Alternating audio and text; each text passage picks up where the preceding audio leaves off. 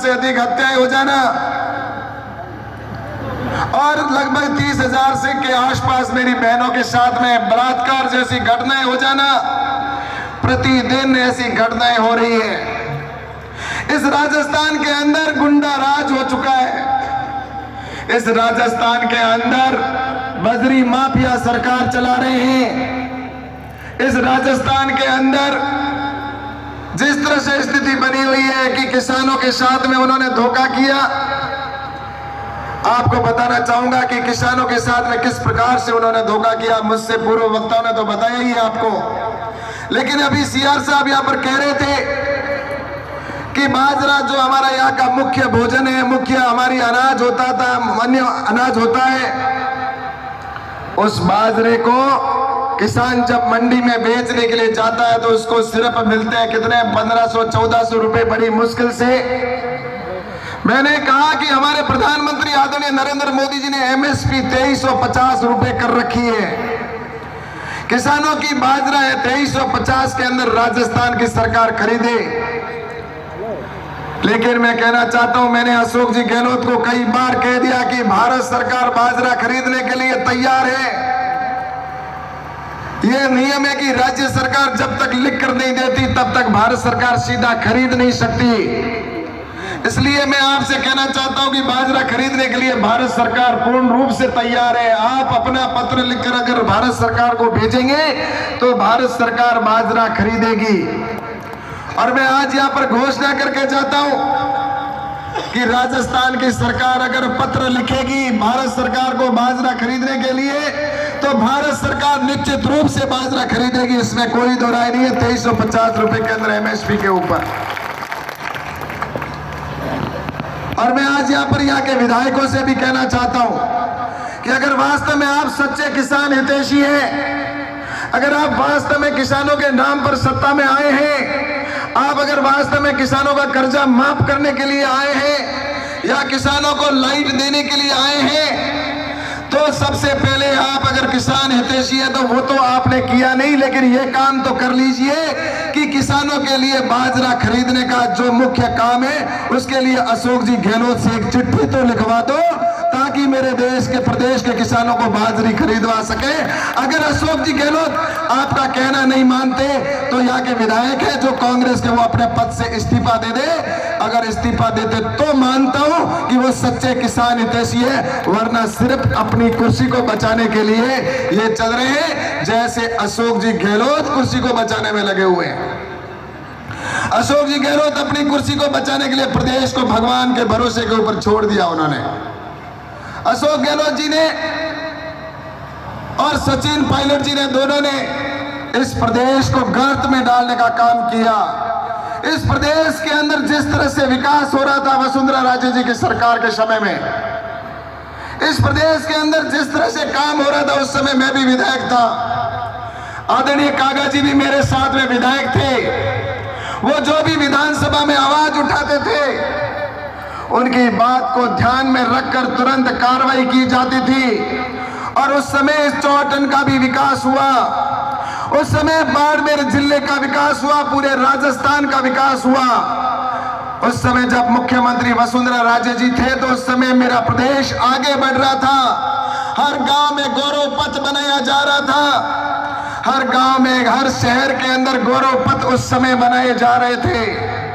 उस समय गांव के अंदर स्कूलों को क्रमोन्नत किया जा रहा था। उस समय हर विद्यालय के अंदर पक्के रूम दिए जा रहे थे, कमरे दिए जा रहे थे।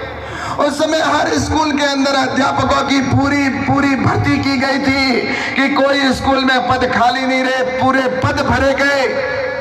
लेकिन मैं आपको कहना चाहता हूं कि उस समय गांव के अंदर अगर किसान को लाइट का कनेक्शन चाहिए तो उनको गैस कनेक्शन मिलता था। उस समय अगर किसान को अगर उसके कृषि का कनेक्शन चाहिए था तो कृषि का कनेक्शन उनको उस समय मिलता था। उस समय अगर डीपी की आवश्यकता है तो 3 दिन या 5 दिन के अंदर उसके डीपी खेत में घर में पहुंच जाती थी। लेकिन आज देखा जाए तो इस प्रदेश के अंदर उस समय कॉलेजें खोली जा रही थी। हर पंचायत हमारे पंचायत समिति में कॉलेज खोलने का निर्णय हुआ, कॉलेजें खोली जा रही थी। आईटीआई कॉलेज हर एसडीएम मुख्यालय के ऊपर उस समय खोली जा रही थी। इस तरह से राजस्थान एक विकास की ओर आगे बढ़ रहा था। लेकिन जब से अशोक जी गहलोत ने सरकार संभाली, उसके बाद में इस राजस्थान के अंदर ऐसे हालात पैदा कर दिए कि उन्होंने इस प्रदेश को एक तरह से जंगल राज बना दिया है, जंगल राज। और मैं कहना चाहता हूं कि इन्होंने हर चीज के ऊपर पॉलिटिक्स करने का काम किया, हर चीज पर उन्होंने हमेशा नरेंद्र मोदी जी के ऊपर थोपने का काम किया। अगर इनको कोई भी नेता को काम कह दिया जाए तो ये सीधा कहते हैं मोदी जी करेंगे, ये कोई भी कहते तो कहते हैं मोदी जी करेंगे। अरे मैं पूछना चाहता हूं कि आपकी उपलब्धि क्या है वो तो बताइए। आज मनरेगा काम देखा जाए तो वो केंद्र सरकार का, आज पानी के कनेक्शन हो रहे तो वो भी केंद्र सरकार के, आज लाइटों के कनेक्शन हो रहे तो केंद्र सरकार की स्कीम, आज हर काम जो हो रहा है, आज भारतमाला की सड़कें बन रही है तो वो भी केंद्र सरकार की स्कीम के तहत हो रहे हैं। लेकिन मैं कहना चाहता हूं कि आप लोगों ने इसके लिए किया क्या वो तो बताएं। हर चीज को केंद्र के ऊपर थोपना।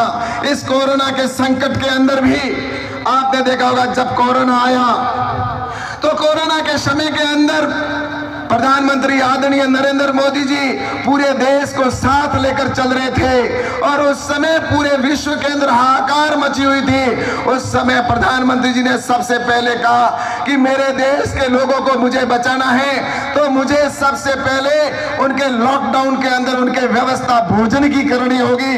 अगर वो भोजन नहीं कर पाए तो कैसे बचेंगे? इसलिए उन्होंने उस समय अपने देश को परिवार मानते हुए और उस समय उन्होंने सबसे पहले कहा कि हमारे निःशुल्क राशन सामग्री घर घर पहुंचनी चाहिए। तो उन्होंने उस समय निःशुल्क राशन सामग्री पहुंचाने का काम किया। आज देश में लगभग 80 करोड़ लोगों के घरों के अंदर राशन सामग्री निःशुल्क पहुंचाई जा रही है। और मैं आपको बताऊं, अभी 3 दिन 4 दिन पहले कैबिनेट के अंदर निर्णय हुआ कि अभी भी मेरे देश के किसानों को, गरीबों को आवश्यकता है, इसलिए दिसंबर तक ये और आगे निःशुल्क राशन सामग्री के लिए कैबिनेट में निर्णय कर दिया कि निःशुल्क किसानों को, गरीबों को इस तरह से राशन कार्ड मिलता रहेगा, राशन निःशुल्क फ्री। इस तरह से उन्होंने, मोदी जी ने तो इस तरह से काम किया।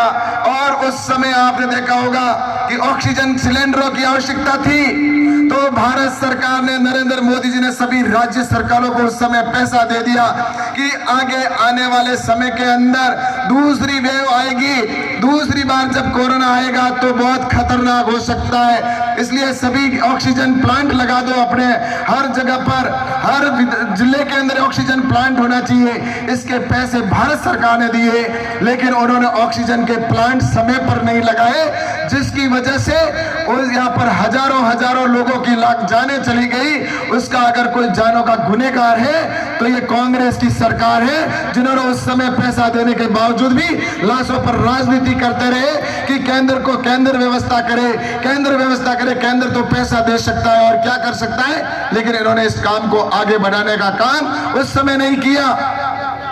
और मैं आपको अभी भी बताना चाहता हूं कि अभी भी इन्होंने पॉलिटिक्स इस तरह से की, जब मेरे बाड़मेर के अंदर और जैसलमेर के अंदर जब गायों के ऊपर लंपी जैसी बीमारी की आई, और जब लंपी जैसी बीमारी आई तो जब शुरू के अंदर 10-15 गायों के अंदर ये बीमारी आई